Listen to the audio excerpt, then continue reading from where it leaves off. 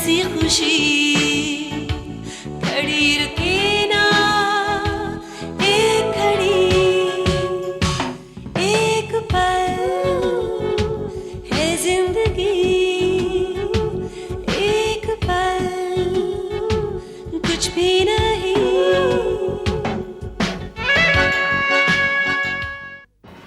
सोनू, उस दिन जो मैंने तुम्हें डांटा था ना, उसके लिए तुम मुझे माफ कर सकते हो? नहीं नहीं मम्मी, आपने तो मुझे बिल्कुल ठीक डांटा था। इस बार तो मैं आपके पास आया हूं, अगली बार आप मेरे साथ होंगे। साथ? कहाँ? जेल में। आपके ऋषभ भैया बम ब्लास्ट के चक्कर में आपको ही जिम्मेदार ठहरा रहे हैं और जाके कल सुबह पुलिस में बयान देने वाले हैं। अगर हमरा ऋषभ भैया हमसे अपना सर काट के देने के लिए भी कहे ना, तो हम हिचकूंगा नहीं। अगर कल रात तुम होटल के कमरे में नहीं आई तो मेरी तुम्हारी दास्तां पूरी पब्लिक जान जाएगी। अपनी मौत की जिम्मेदार मैं खुद हूँ। मैं अपनी बदनसीबी को सबकी बदनसीबी नहीं बना सकती। त्यागी दोबारा ऑफिस तो नहीं आया था? नहीं आया नहीं, और मुझे नहीं लगता कि वो आएगा सर, क्योंकि जब वो वापस गया होगा और उसका नशा उतरा होगा तब उसे ध्यान आया होगा कि सारा भांडा तो ऑफिस में फोड़ के चला गया। इतना तो मैं भी कह सकती हूँ कि करण है तो मेहनती और काबिल, उसे बोर्ड ऑफ डायरेक्टर्स में शामिल करना ठीक ही रहेगा। अगर आप लोगों ने फैसला कर ही लिया है, इट्स ओके।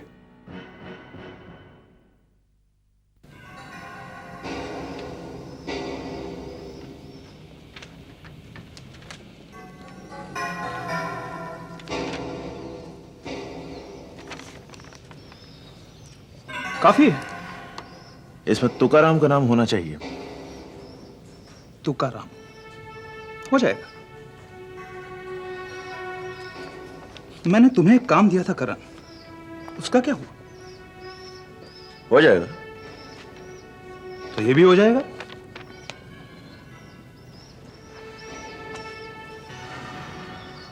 $10,000 हैं पूरे। Thank you. और अब मेरा काम होना चाहिए। तुम फिक्र मत करो करण, हो जाएगा। बाय।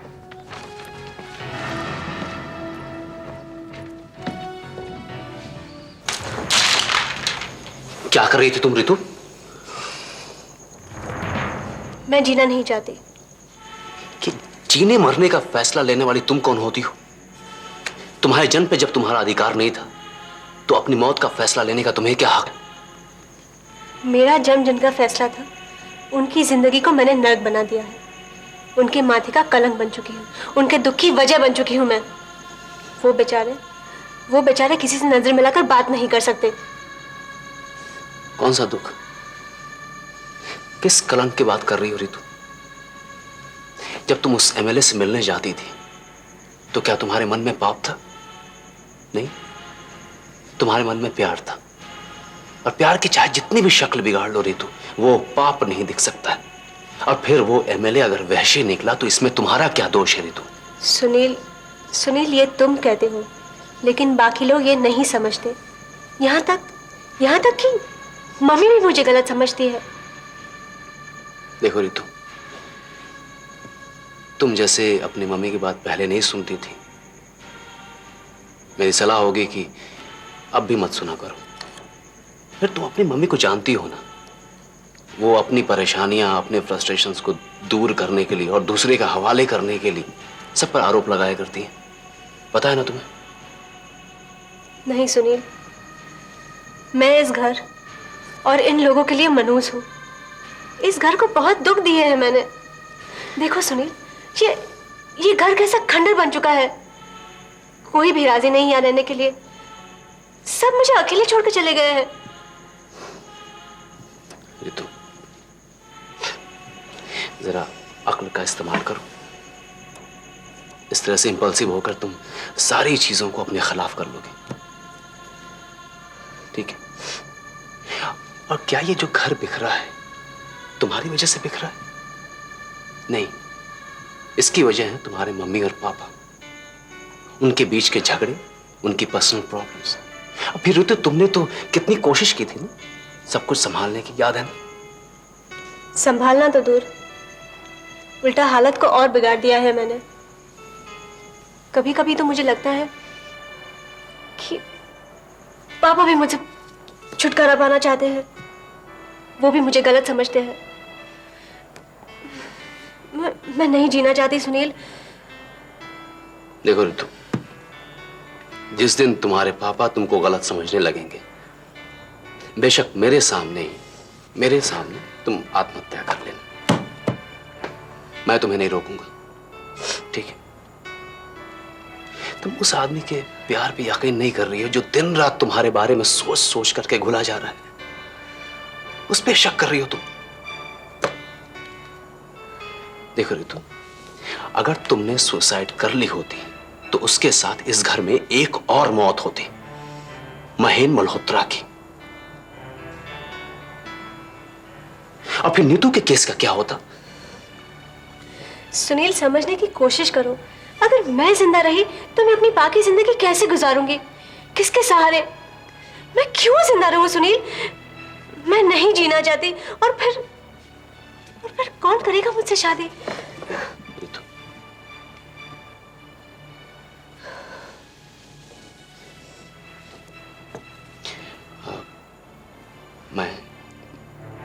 मैं करूंगा तुमसे शादी, क्योंकि मैं जानता हूं कि तुम्हारी इज्जतदार लोगों से ज्यादा है और तुम मासूमियत से भी ज्यादा मासूम हो।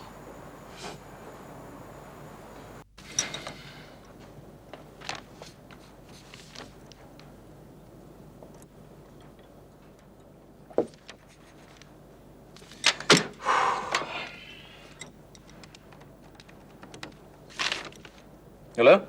Yeah, hi, this is Rishabh Malhotra here. I'd like to order for some dinner, please. Yeah. जी हाँ, हाँ पार्सल।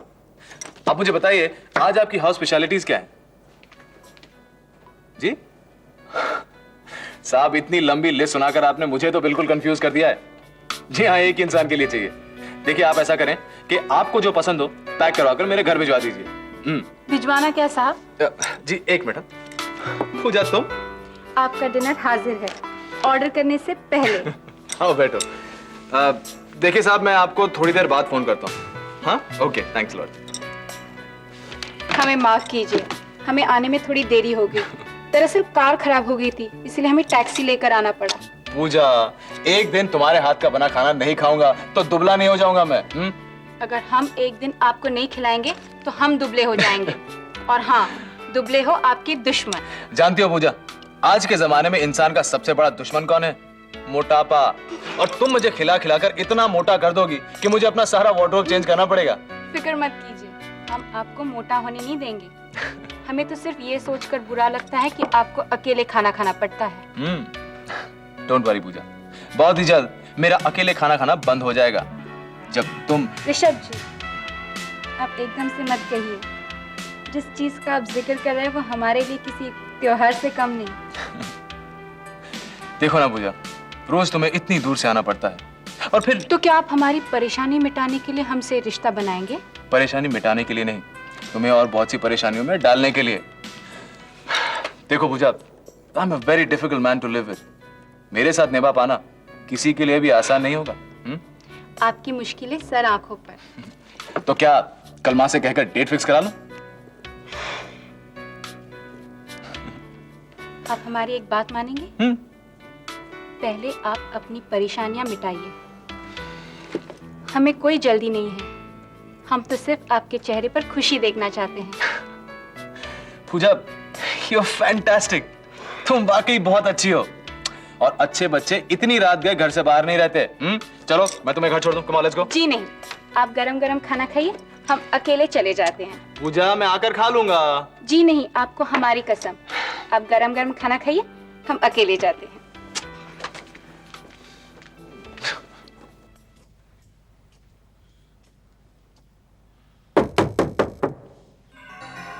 कौन है? कौन है? मैं हूं जी।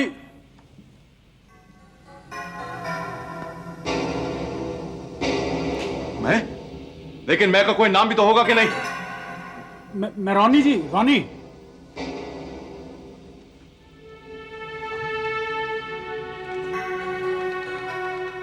रोनी? इस वक्त यहां? क्या बात है रोनी? मेरा बड़ा बुरा वक्त चल रहा है जी। ना दिन का पता है ना रात का। मेरा तो हर दिन रात हो गया जी। शायरी बंद करो, बताओ क्या बात है। मेरी जेब में फूटी कौड़ी नहीं है जी। मेरे सब कस्टमर कन्नी घाट के चले गए हैं। जो आता है उधार मांगता है। मुझे तो कैश की जरूरत है ना। पैसे चाहिए तुम्हें? दारू पीने के पैसे नहीं है जी। वो भट्टी वाला वो भिखारी कह के चला गया। कितने पैसे चाहिए? फिलहाल तो हलक गीला हो जाए जी। सांस ठीक से नहीं लिया जा रहा। दारू नहीं है। रोनी बैठो। अगर मैं आज तुम्हारा इंतजाम कर भी दूं तो कल क्या करोगे? कल से कल निपट लेंगे जी। कल शायद मरी जाऊं मैं। तुम कोई काम क्यों नहीं ढूंढ लेते?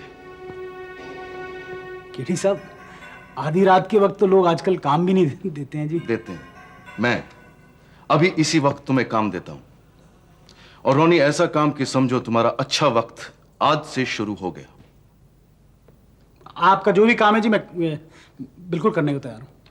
अगर तुम हां बोलते हो तो पहले जम के दारू, फिर खाना, और कल से तुम मेरी जिम्मेदारी।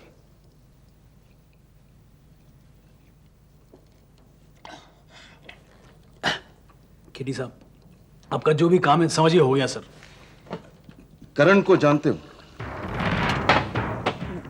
मल्होत्रा इंडस्ट्रीज के ऑफिस में जो है। हाँ जी। मेरी उसके साथ कुछ डीलिंग चल रही है। अगले कुछ दिनों तक तुम्हें उसका पीछा करना होगा। सारी डिटेल्स देनी होगी। वो कहां जाता है, क्या करता है और किन से मिलता है। Good evening your royal highness Ranjana Devi ji. तुम? जी हाँ, वही मैं। मैंने तो सोचा था कि शायद मुझे तुमसे छुटकारा मिल गया। इतने पुण्य आपने नहीं किए कि आपकी ये ख्वाहिश पूरी हो जाए, और देविका ने भी इतने पाप नहीं किए कि रंजना देवी का घर ही छूट जाए। हाँ, मैंने पिछले जन्म में बहुत सारे पाप किए होंगे, इसीलिए इस जन्म में भी तुम मेरे साथ हो। इस जन्म में भी आपके पापों की पूंजी कुछ कम नहीं है।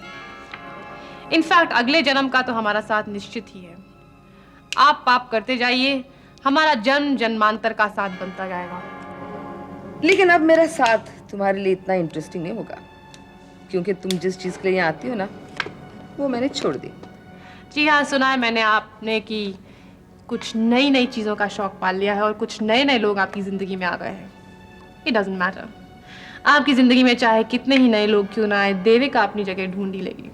देविका, मेरी जिंदगी में बहुत सारी जगह है, ऐसी चीजें पड़ी हैं जिनकी मुझे परवाह भी नहीं है। और फिर तुम भी तो किसी कोने में पड़ी हो। सुना है आजकल आपकी परवाह स्वेतलाना पर खर्च हो रही है। स्वेतलाना आपकी खास सहेली हो गई है और उसका बेटा सोनू आपका खास सगा। मैंने जीने का अंदाज बदल दिया है। खुशियां खुद ब खुद मेरे पास चल के आती हैं, किसी से रंजिश करके या कड़वाहट से। किसी को कुछ आज तक हासिल नहीं हुआ है। खासतौर से अगर वो फायदेमंद ना हो तो अपना स्टाइल बदल लेना चाहिए। तुमसे ज्यादा समझदारी की उम्मीद भी तो नहीं है ना। खैर छोड़ो, कहाँ थी इतने दिन? थी कहीं। केशव के कातिल का आतंक कुछ ज्यादा ही बढ़ गया था, इसीलिए अज्ञातवास में चली गई थी। दिल को बहलाने के लिए ये ख्याल बुरा नहीं है। आतंक, कातिल, ये सब तो तुम्हारी बनाई हुई बातें हैं। चलो, इसी बहाने कुछ दिनों के लिए तुमसे छुटकारा तो मिल गया था। गुड इवनिंग रंजना देवी। यूं तो जिंदगी के साथ बहुत दूर तक गए। ये और बात है कि तारुफ ना हो सका। ये बेकार के शेरो शायरी बंद कीजिए। ये कोई मौका नहीं है बैठकर मुशायरा करने का। यहाँ हम एक जंगे मैदान में खड़े हैं और आप शस्त्र की बजाय अपने हाथ में अपने दर्द लिए घूम रहे हैं और यहाँ नुमाइश लगाए बैठे हैं। लेकिन सुनील, आपको हमेशा लुटे पीटे थके हारे दिखने का कहीं शौक तो नहीं लग गया? हमेशा कोई ना कोई मातम, दुखों का एक मजमा लगाए बैठे हुए हैं। सुनील, जब जब सीने में दुख होता है ना, दर्द होता है ना, तो होठों पे मुस्कान नहीं आती।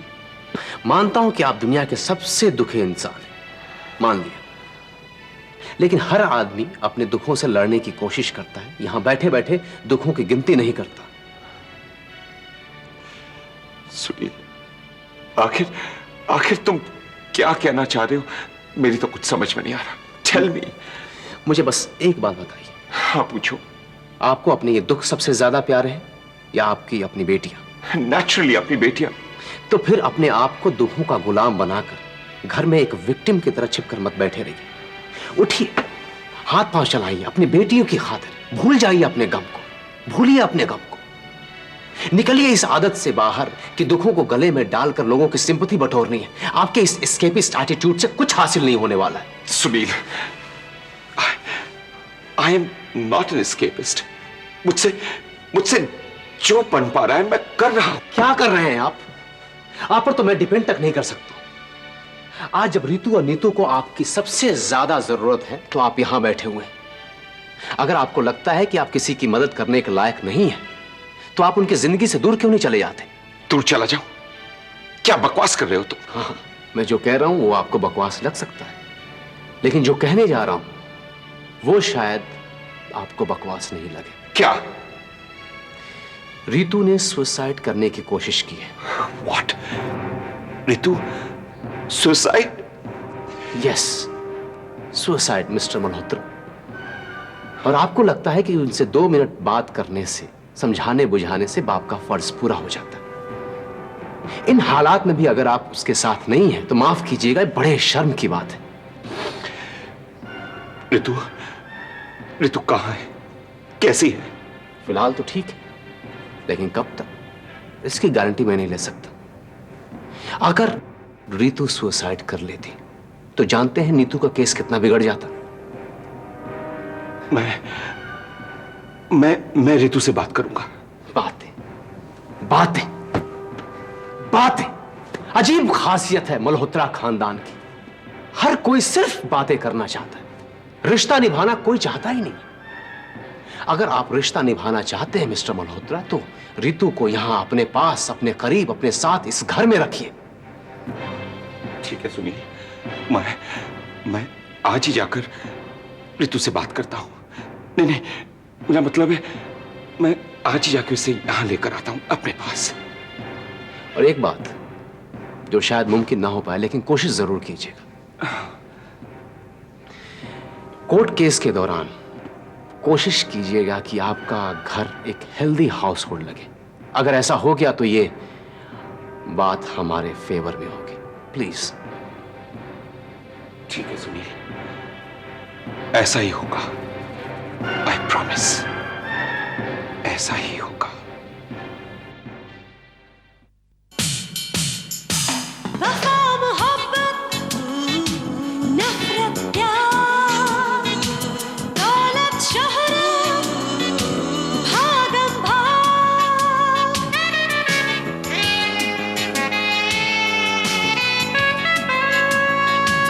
अंधा कुआं जहरीले नाम अपना सुर